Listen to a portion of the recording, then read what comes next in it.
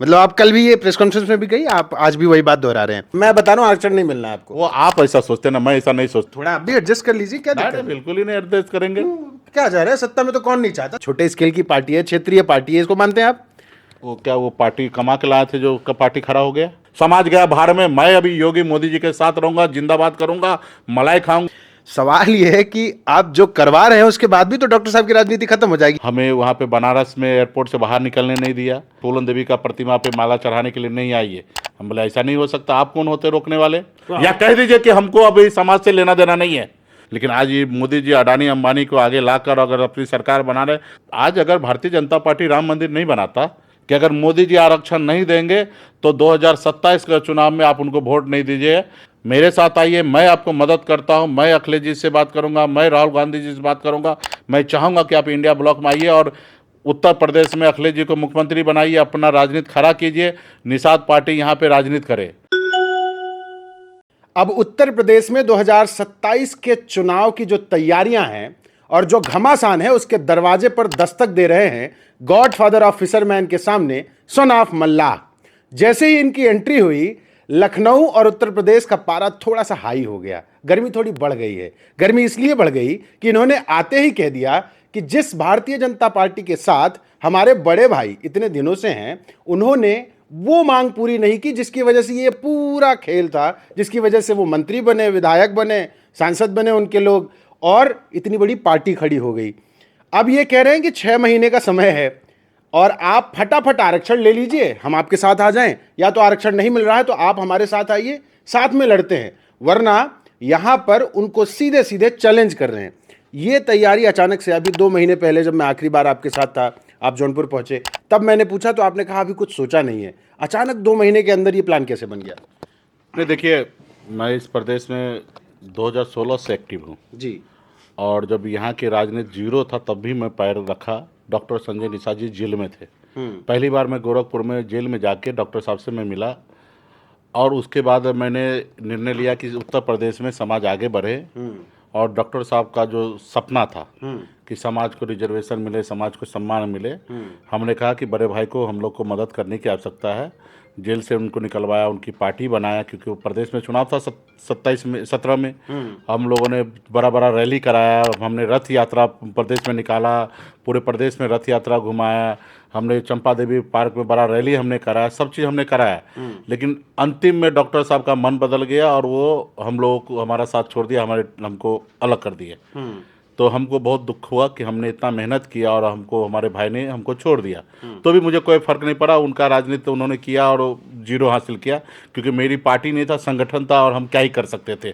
हमने उस समय फिर निर्णय लिया कि सपा हो, बसपा हो, जो भी पार्टी से निषाद समाज लड़ा उनको मदद कर दो, और उनमें लौट के बिहार चला गया। हमने देखा कि अपने प्रदेश में हम लोग को अपना राजनीति करना चाहिए। फिर मैंने पार्टी बनाया, वहाँ पर मजबूती से लड़ाई लड़ा और संघर्ष किया, वहाँ पर मैं मंत्री बना। फिर प्रदेश के लोगों ने देखिए इसमें हमारे पास आए कि आप ही कुछ कर सकते हैं, डॉक्टर साहब कुछ नहीं कर सकते, सिर्फ कहने के लिए निषाद का पॉलिटिकल गॉडफादर है, लेकिन उनकी राजनीति जो है वो अपने लिए, अपने परिवार के लिए है, समाज के लिए नहीं है। तो भी मैंने चलो ठीक है, हम आपको मदद करते हैं। मैं 2017 में, सॉरी 22 में भी मैं 21 में आया और बहुत बड़ा एक माहौल खड़ा किया और बीजेपी को मजबूर कर दिया था। मैं एज एनडीए में मंत्री रहते हुए बिहार में आकर मैंने एक उत्तर प्रदेश में आके एक नारा दिया था, आरक्षण नहीं तो गठबंधन नहीं, गठबंधन नहीं तो वोट नहीं, और जिसके लिए भारतीय जनता पार्टी काफ़ी असहज हुआ। तो हमने वीरांगना फूलन देवी को अपना आइकॉन बना के पूरे प्रदेश में बड़ा कार्यक्रम किया, जिसके लिए योगी जी असहज हो गए। उनके अवस्थी जी हमको स्पेशल हमारे विभाग के जरिए और सीएम को फ़ोन करके बोल रहे कि सहनी जी को मत बोलिए बिहार उत्तर प्रदेश आने के लिए, ये उत्तर प्रदेश में इस तरीके से राजनीति ना करे। हमारे प्रदेश के सीएम नीतीश कुमार जी बोले भाई वो मेरे पार्टी का नेता नहीं है, आपको जो भी बात करना उनसे स्वयं बात कर लीजिए, उनको जो करना उनको कर सकते, हम नहीं रोक सकते, हमारे सहयोगी है और वो मंत्री है इस राज्य का। तो हमें भी अवस्थी जी उस समय फ़ोन किए कि आप कृपया करके फूलन देवी का प्रतिमा पे माला चढ़ाने के लिए नहीं आइए। हम बोले ऐसा नहीं हो सकता, आप कौन होते रोकने वाले? हम वीरांगना फूलन देवी एक इस राज्य के देश के सांसद रही है और हम लोग उनको आइकॉन मान रहे, उनका कैसे नहीं हम लोग सादा दिवस मनाएंगे? और मैंने पूरे प्रदेश में हर मंडल में बड़ा बड़ा प्रतिमा बनाया था, बिहार से हमने भेजा था। आपने कहा भी था कि पूरे प्रदेश में लगवाएंगे और लगाएंगे। फिर योगी जी को क्यों किस लिए उनको चिढ़ है वीरांगना फूलन देवी से मुझे नहीं पता है। उन्होंने पूरे प्रदेश में वीरांगना फूलन देवी का प्रतिमा को पुलिस कस्टडी में ले लिया, कहीं पे माला चढ़ाने के लिए नहीं दिए। यहाँ तक हमारे लखनऊ कार्यालय पे भी पुलिस का पूरा छावनी रख दिया गया। हम जब बनारस एयरपोर्ट पे उतरना था, क्योंकि मेरा कार्यक्रम बनारस में हमने रखा था, हमें वहाँ पे बनारस में एयरपोर्ट से बाहर निकलने नहीं दिया। उनके पुलिस के द्वारा हमें गिरफ्तार करके बंगाल भेज दिया गया। फिर हम प्रदेश में चले गए, उसको लेके बिहार, उत्तर प्रदेश और बिहार के निषाद काफ़ी नाराज़ हुए और एक उत्तर प्रदेश में बड़ा एक चर्चा का विषय बन गया था। एक निषाद समाज में एक बहुत बड़ा आक्रोश हो गया था। ये बात अमित शाह जी को भी पता चला, तो अमित शाह जी ने हमसे माफ़ी मांगे कि जो हुआ वो गलत हुआ है, ऐसा नहीं होना चाहिए था, लेकिन कृपया करके चुनाव का साल है, इसको माहौल बिगाड़िए नहीं, हम इसके ऊपर बैठ के चर्चा करेंगे। फिर उनकी भी नहीं सुनी। नहीं, हमने कहा ठीक है, माहौल हम कोई बिगाड़ना नहीं चाहते, अभी आपको जो करना था तो आपने कर लिया, लेकिन हमारा यही है कि भाई आप रिजर्वेशन कीजिए तो हम आपको मदद कर सकते हैं, अदरवाइज नहीं करेंगे। और हमने ये बात करके हमने कह दिया कि हम अगर नहीं करते तो हमारे पास कोई विकल्प नहीं, हम लड़ेंगे, जो भी सीट पे होगा लड़ेंगे, लेकिन हम आपके साथ गठबंधन नहीं कर सकते इस प्रदेश में। जब हमने मना कर दिया तो डॉक्टर संजय निषाद जी से ये लोगों ने सेट कर लिया कि भाई नाम तुम्हारा रहेगा, काम हमारा रहेगा, हमारा प्रत्याशी रहेगा। हम लोग उनके षड्यंत्र जानते थे, हम एहसास करते थे, क्योंकि बिहार में हम भी उनके साथ राजनीति कर चुके थे। तो खैर कोई बात नहीं, उन्होंने डॉक्टर साहब उनके साथ काम किया, हम अलग से 50-55 जगह लड़े, 2.25 लाख वोट आया। फिर हम लौट के बिहार चले गए, ये बिहार उत्तर प्रदेश में मंत्री बन गए और सरकार में रह गए। मैं अपने प्रदेश में जब गया तो देखा बीजेपी की मुकेश सहनी अभी 4 विधायक गायब हो गए। 4 विधायक में इतना हीरो बन रहा है, अगर इसको छोड़ देंगे तो आग लगा देगा देश में। तो उन्होंने एक षड्यंत्र के तहत हमारे विधायक को खरीद लिया, हमको सरकार से बाहर कर दिया, जो सरकार हमने बनाया।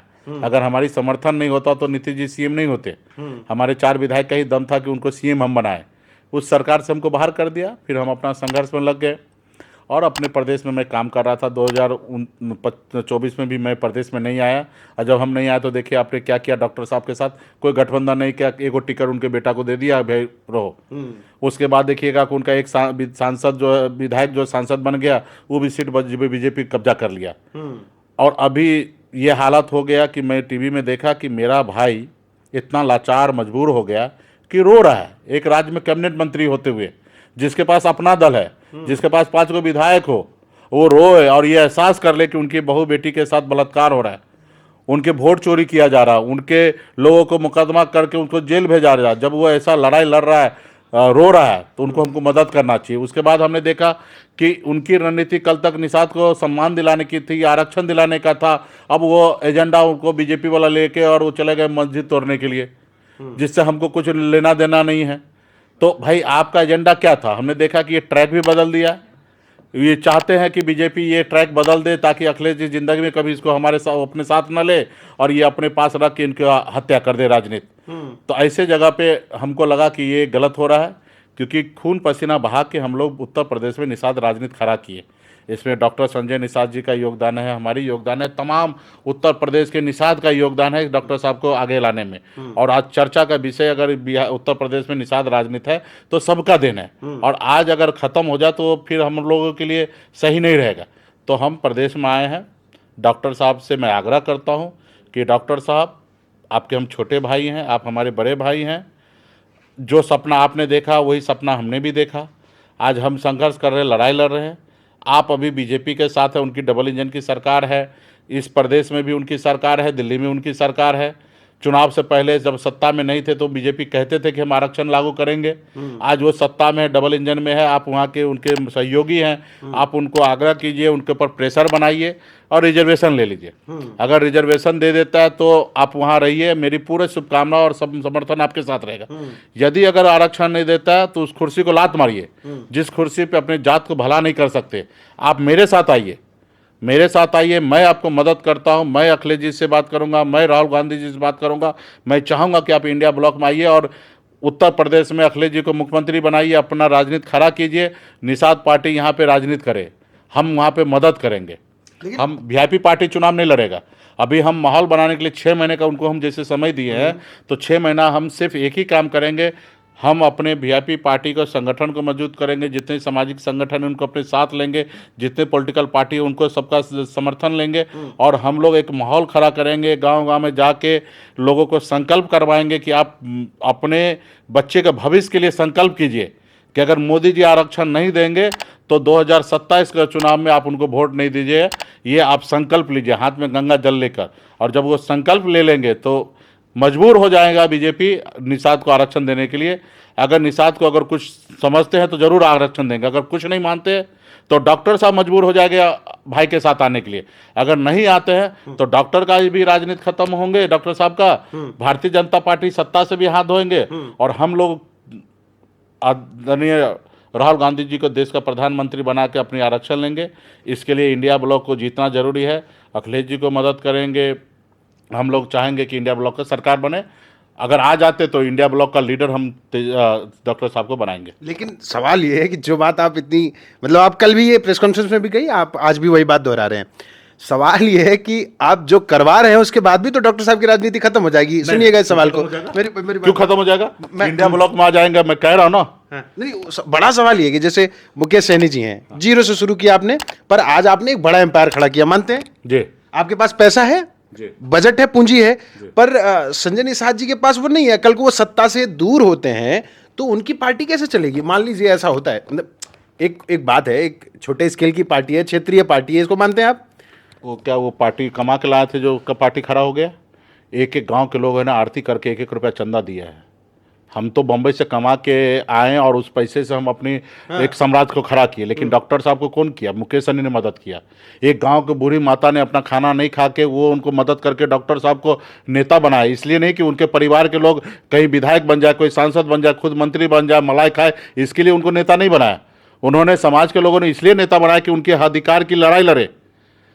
आज आपने मन गया ना भाई, आज आप सत्ता से भी हट जाइएगा तो आपके घर में 3 आदमी को पेंशन आएगा, मेडिकल फ्री रहेगा, आप प्रोटोकॉल में आ गए, आप मरिएगा भी तो तिरंगा झंडा आपके शरीर में लपटा जाएगा, पुलिस फायरिंग करेगा, सलामी देगा आपको। और इससे ज्यादा उपलब्धि क्या चाहिए आपको? कोई रतन टाटा के परिवार से थे क्या जो आपके लिए सम्राट छिन जाएगा? आप कोई कहीं का राजा थे क्या? आप गरीब का बेटा थे। आज इतना सुख सुविधा तो मिल ही गया, और क्या चाहिए? लेकिन आप जिसने आंसू बहाया, जिसने आपके लिए गोली खाया, उनके लिए नहीं लड़ाई लड़िएगा क्या? उनके लिए आपने कसम खाया था ना लड़ाई लड़ने के लिए, तो आप उनके लिए आप कुछ कीजिए, या कह दीजिए कि हमको अभी समाज से लेना देना नहीं है, समाज गया बाहर में, मैं अभी योगी मोदी जी के साथ रहूंगा, जिंदाबाद करूंगा, मलाई खाऊंगा, अपने बेटा को सांसद बनाऊंगा, विधायक बनाऊंगा, सत्ता का सुख भोगूंगा, मेरे को अभी किसी से लेना देना नहीं, ये बोल दीजिए। समाज छोड़ देगा आपको छोड़ देगा। आप अपना मजा कीजिए, फिर समाज को अपना रास्ता ढूंढेगा। समाज को क्यों फंसा के रखे हैं? समाज अपना रास्ता ढूंढ लेगा। समाज आज से आजादी से लेकर अब तक आपके भरोसे थोड़ा था, जैसे तैसे अपने घर परिवार चलाते रहा, आज भी चला रहा है। आप सत्ता में रहते हुए भी आपके बहू बेटी के साथ बलात्कार हो रहा तो भी तो जी रहा ही रहा है, जैसे भी जी रहा है, लेकिन तकलीफ के साथ जी तो रहा है। आज वो आपके लोग को झूठा केस मुकदमा में फंसाया जा रहा है, झेल तो रहा है ना। आपकी बात सही है, पर मान लेते हैं थोड़ी देर को। अब जो बात आप कह रहे हैं ये हो जाए, संजय निषाद जी आ जाएं, फिर क्या होगा? फिर आप क्या करेंगे? हम कुछ नहीं करेंगे, हम बिहार का राजनीति करेंगे, वो उत्तर प्रदेश की करे। जैसे पहले लालू जी बिहार में करते थे, मुलायम सिंह जी, स्वर्गीय मुलायम सिंह जी उत्तर प्रदेश का करते थे। आज जैसे तेजस्वी जी बिहार के राजनीति कर रहे हैं, अखिलेश जी उत्तर प्रदेश कर रहे हैं, हम भी वैसा ही करेंगे। हम बिहार में फलेंगे फूलेंगे, बड़ा होंगे, आप उत्तर प्रदेश में बड़ा होइए, हम दोनों भाई का ताकत होगा, दिल्ली में चढ़ाई करेंगे। पर दूसरे वाले भाई तो सांसद विधायक बनाने में लग जाएंगे। फिर कौन सा दूसरे वाले? जो आपके बड़े वाले भैया हैं। देख क्यों बनाएंगे? एजेंडा के साथ रहना है। जिस सोच बनाने के लिए जाएंगे तो समाज छोड़ेगा। आपको लगता है कि वो एजेंडे के साथ है? आएंगे, अभी है नहीं, आ सकते हैं ना। क्यों ना हम उम्मीद करें, पॉसिबिलिटी है। आपके भाई हैं, उनको भी दर्द है, समाज आगे बढ़े। अगर वो दर्द अगर उनके दिल से निकल चुका तो फिर वो खत्म हो गए हैं। देखिए 2 ही चीज है ना, जिंदा आदमी ही कुछ बोलता है, मुर्दा कुछ नहीं बोलता है। अगर वो जिंदा है तो एक समय जैसे पहले योगी मोदी को गाली देते तो आज भी देंगे। वो क्लिप हम आपको भेज देंगे, पहले देखिएगा, हमारे पास तो ऐसी क्लिप है कि पूछिए। जो कभी किसी ने असंसदीय भाषा का प्रयोग जो नहीं कर सकता था वो प्रयोग करते थे हमारे डॉक्टर साहब योगी जी और मोदी जी के लिए। आज कहाँ चला गया? पहले क्या ऐसी क्या मजबूरी? सत्ता, पावर। पर ऐसा जो फूलन देवी जी की प्रतिमा पर माल्यार्पण ना करने दे, आप उसके साथ हिलाई कर सकते हैं क्या? मतलब संजय निषाद जी को तो सब जानते हैं भाई, वो तो जमीन से आए थे। भाई मेरे साथ अभी भी 2025 में भी बीजेपी पांव फैला के था, मेरे साथ आ जाइए। 24 में मेरे साथ था, हम उनके पास मंत्री थे, लेकिन हमने लड़ाई लड़के अपना कुर्सी गंवाया ना। मैं भी अगर इसके जैसा अगर मोदी जी योगी जी जिंदाबाद करता, उनका खाली प्रचार करने के लिए आ जाता, मैं हथियार डाल देता, तो मैं बिहार में सुखी रहता, मंत्री रहता। मेरा जो बैग उठाता तो वो आज भारत सरकार में मंत्री बना हुआ है।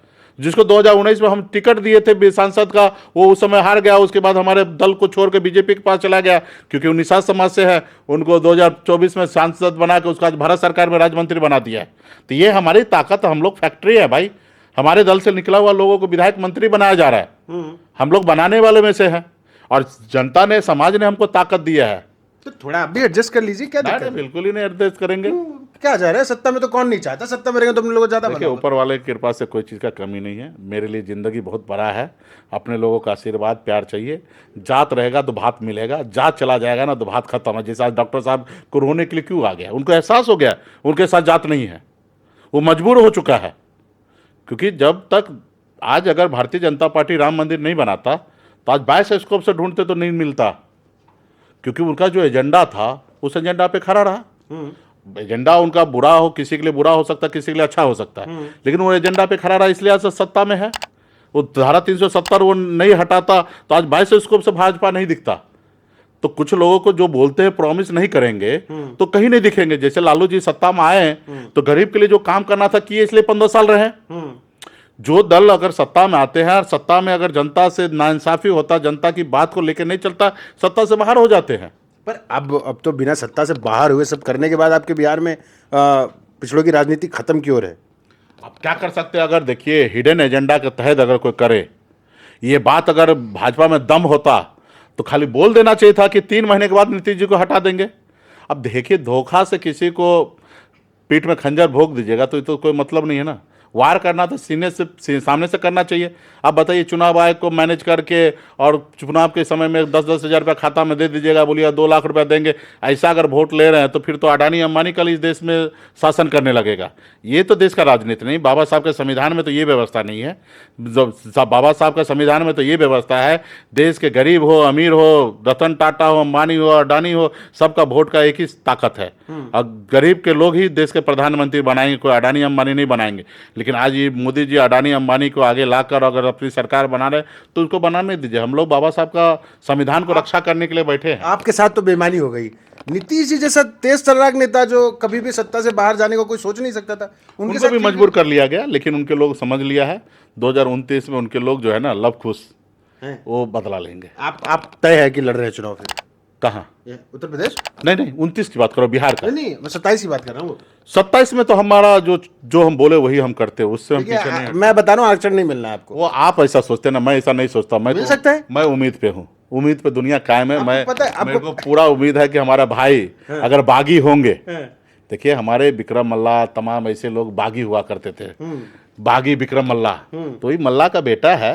अगर वो बागी हो जाएगा तो मजबूर हो जाएगा भाजपा।